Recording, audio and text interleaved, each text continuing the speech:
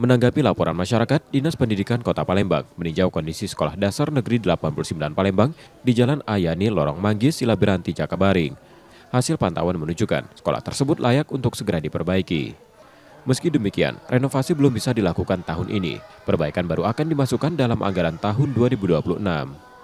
Sementara untuk 2025 tercatat 66 sekolah dasar dan 35 SMP sudah direnovasi dengan capaian 90% dari target yang ditetapkan dan ditargetkan rampung pada akhir November 2025.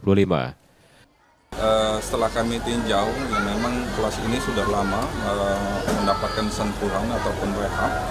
Insya Allah ketika kami sudah kunjungan ini dan akan melapor ke Wali Kota Palembang bahwa sekolah ini layak memang untuk kita rehab di tahun depan. Di tahun ini kita akan menyelesaikan untuk gambar dan tapnya. Di tahun depan kita akan perbaiki apa yang sudah kita tinjau tadi dari kelas-kelas sehingga sekolah di sini nyaman dan aman untuk ditempati kegiatan belajar mengajar baik siswa maupun guru.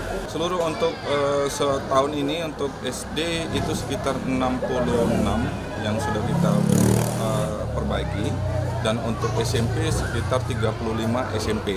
Nah, ini akan berlanjut lagi di tahun-tahun berikutnya sesuai dengan kemampuan anggaran kita. Namun kita juga berdasarkan skala prioritas yang mana saja yang sudah sifatnya urgent akan kita prioritaskan untuk di anggaran di tahun ke depan. Kalau yang masih akan dibangun di tahun ini masih berapa lagi, Pak? Hampir tahun ini sudah 90% jalan dan kemungkinan selesai di bulan November paling lama.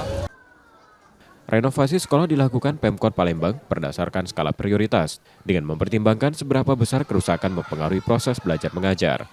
Sekolah yang belum masuk dalam perbaikan karena renovasi akan dilanjutkan secara bertahap di tahun berikutnya. Muhammad Reza Pahlevi, Kompas TV, Palembang, Sumatera Selatan.